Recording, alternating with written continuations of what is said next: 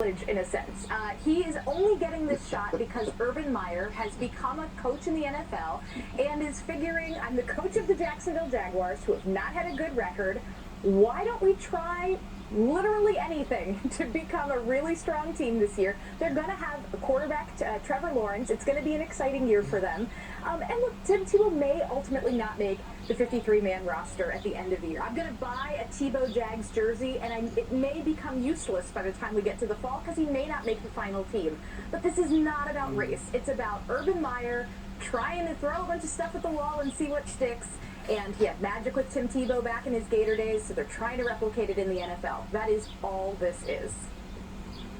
Rachel, what about this? I mean, it just seems to be, try to sign a hometown hero, get a little juice going for a team that's struggled. Why does everybody have to, at ESPN in particular, have to make everything about race?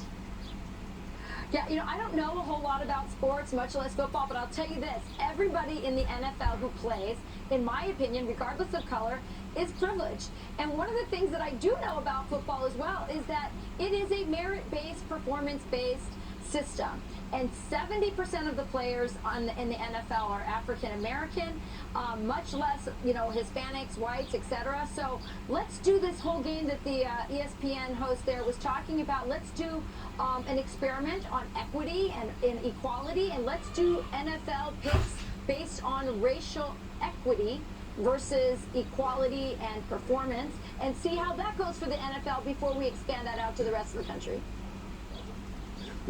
Trace, quickly, Rachel is showing her privilege as actually being related to a successful athlete, a lumberjack athlete in that. Trace, what did you think about this depiction by Stephen A. Smith?